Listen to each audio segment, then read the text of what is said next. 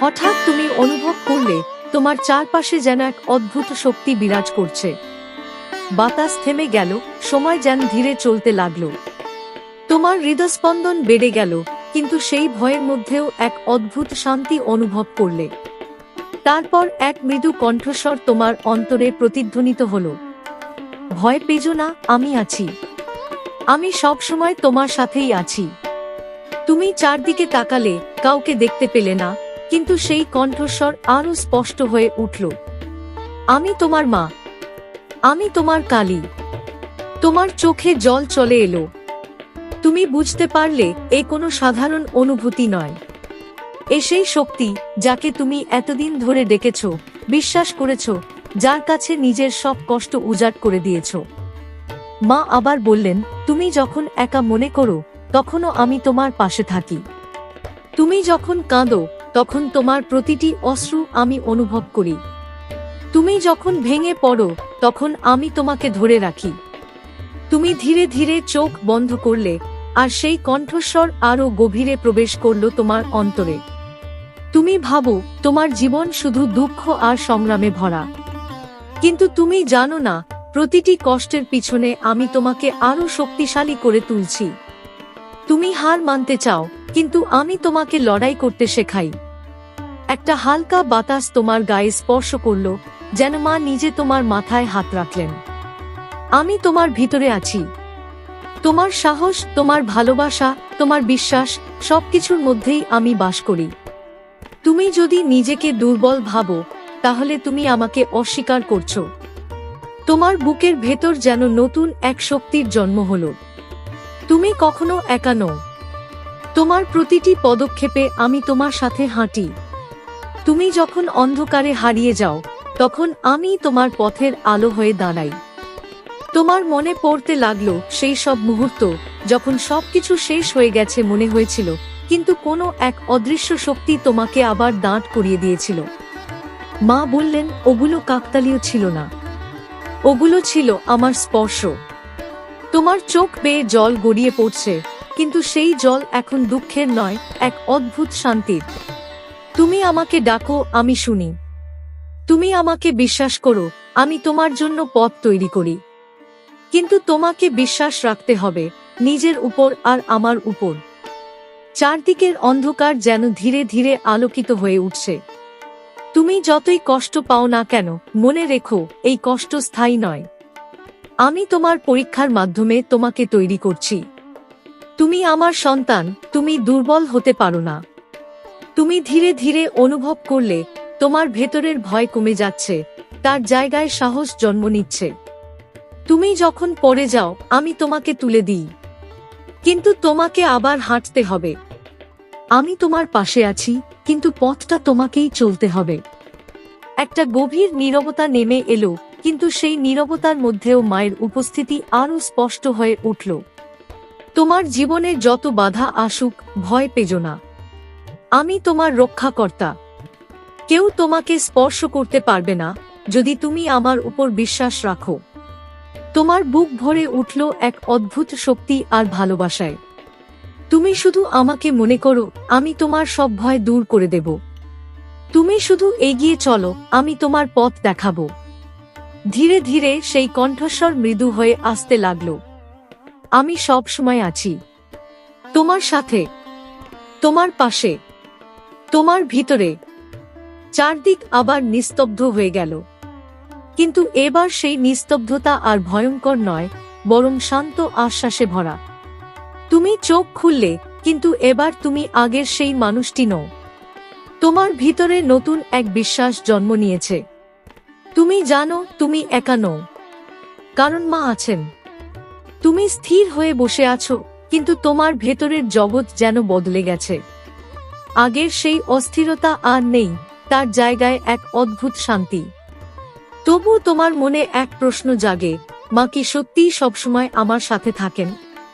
ঠিক তখনই আবার সেই পরিচিত মমতাময়ী কণ্ঠস্বর তোমার অন্তরে ভেসে উঠল। তুমি এখনো সন্দেহ করছো, তাই না?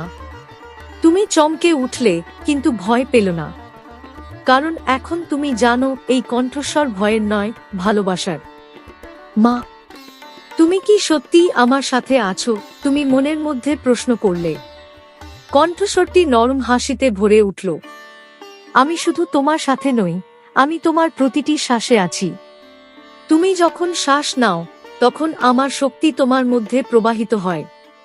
তুমি যখন চোখ বন্ধ করো তখন আমি তোমার স্বপ্নে আলো হয়ে থাকি। তোমার শরীর কেঁপে উঠল এক অদ্ভুত অনুভূতিতে। মনে হলো তুমি একা নও, কখনোই ছিলে না।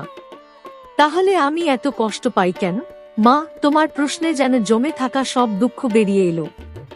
কিছুক্ষণ নীরবতা। তারপর মা ধীরে ধীরে বললেন, কারণ কষ্ট ছাড়া তুমি নিজের শক্তিকে চিনতে পারবে না। তুমি যদি কখনো অন্ধকার না দেখো তাহলে আলোর মূল্য কিভাবে বুঝবে?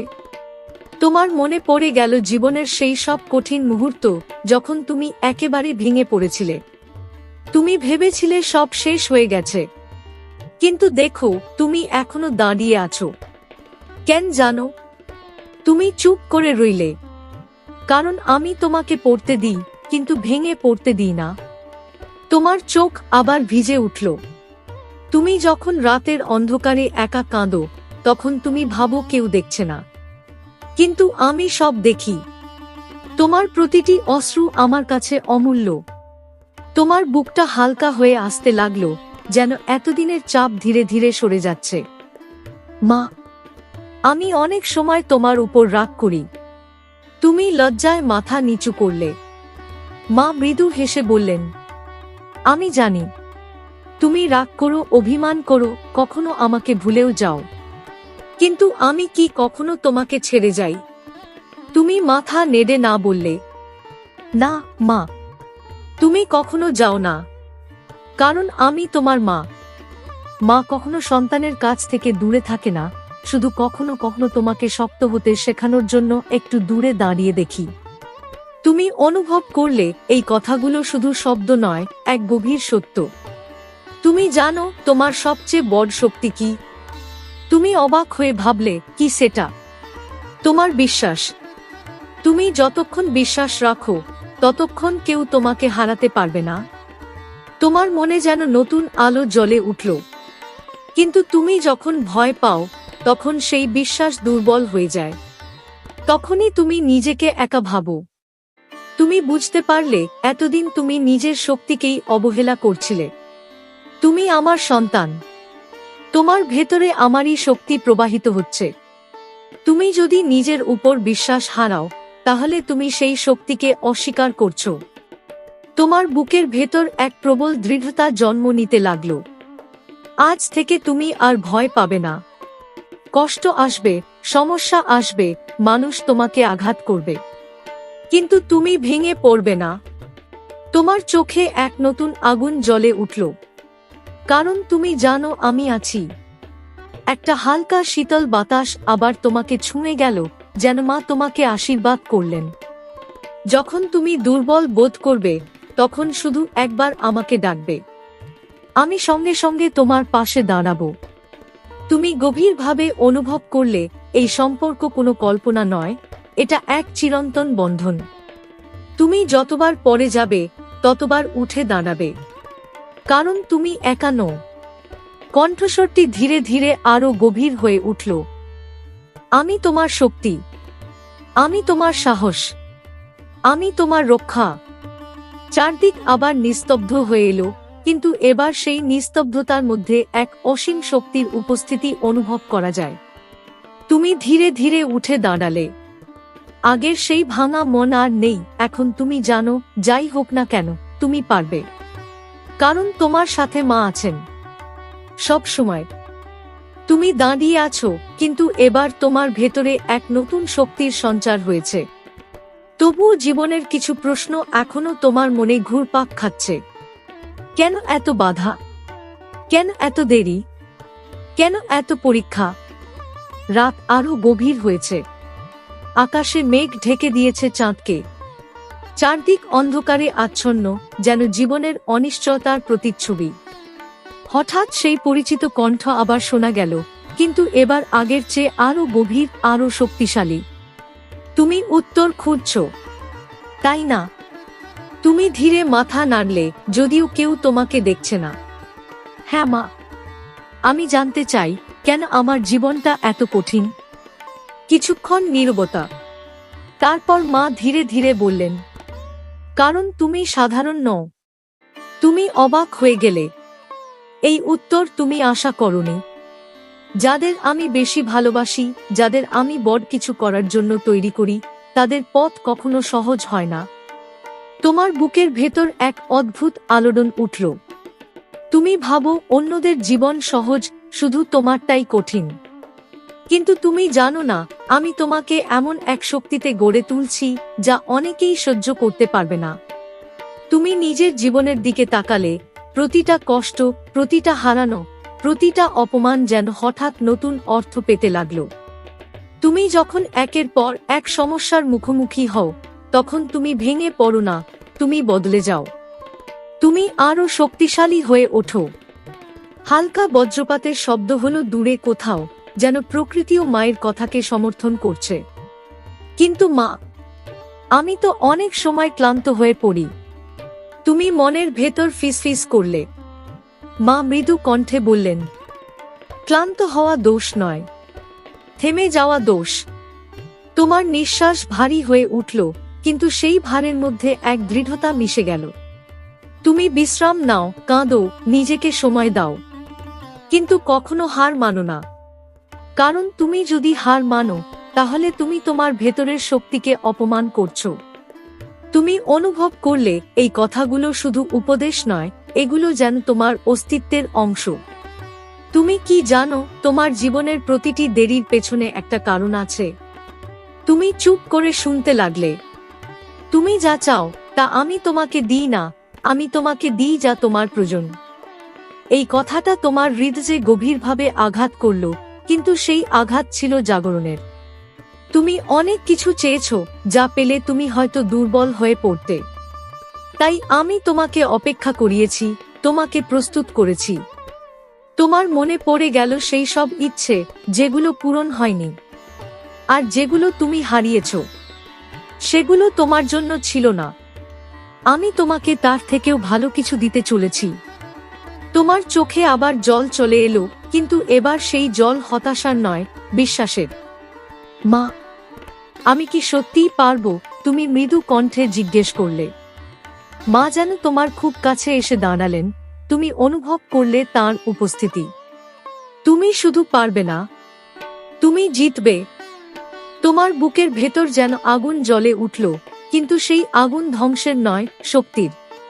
তুমি যতবার ভেবেছ তুমি শেষ, ঠিক ততবার আমি তোমাকে নতুন করে শুরু করার শক্তি দিয়েছি। এবার তুমি থামবে না। বাতাস হঠাৎ একটু জোরে বইতে লাগলো, যেন মা তোমার চারপাশে এক অদৃশ্য রক্ষাকবচ তৈরি করছেন। যারা তোমাকে ছোট করে, যারা তোমার পথ আটকাতে চায়, তাদের নিয়ে চিন্তা করো না। তারা তোমার পথের অংশ, কিন্তু তোমার গন্তব্য নয়। তুমি বুঝতে পারলে, এতদিন তুমি ভুল জায়গায় নিজের শক্তি নষ্ট করছিলে। তুমি নিজের পথে চলতে শিখো, অন্যদের কথায় নয়, নিজের বিশ্বাসে। কারণ আমি তোমার ভিতরে আছি, আর আমি কখনো ভুল পথ দেখাই না। তোমার চোখ বন্ধ হয়ে এলো, আর তুমি অনুভব করলে তোমার ভেতরে এক অসীম শক্তি প্রবাহিত হচ্ছে। এখন সময় এসেছে নিজেকে চিনে নেওয়ার। তুমি কে তা বুঝে নেওয়ার। তুমি শুধু একজন সাধারণ মানুষ নও, তুমি আমার সন্তান। এই কথাটা যেন তোমার অস্তিত্বকে কাঁপিয়ে দিল। তুমি যখন নিজের শক্তিকে চিনে নেবে, তখন এই পৃথিবীর কোনো বাধাই তোমাকে থামাতে পারবে না। চারদিকের অন্ধকার যেন ধীরে ধীরে কেটে যেতে লাগলো। আমি সবসময় তোমার সাথে আছি, কিন্তু এবার তুমি নিজেকে প্রমাণ করো। আমি তোমার পাশে থাকব, প্রতিটি পদক্ষেপে। কণ্ঠস্বর ধীরে ধীরে মিলিয়ে যেতে লাগলো। মনে রেখো, তুমি একা নও, কখনোই নও। নিস্তব্ধতা আবার ফিরে এলো, কিন্তু এবার সেই নিস্তব্ধতার ভেতরে এক অদম্য শক্তি লুকিয়ে আছে। তুমি চোখ খুললে। এবার তোমার দৃষ্টিতে ভয় নেই, আছে দৃঢ়তা। তুমি জানো, সামনে যত ঝড়ই আসুক, তুমি থামবে না। কারণ মা তোমার সাথে আছেন।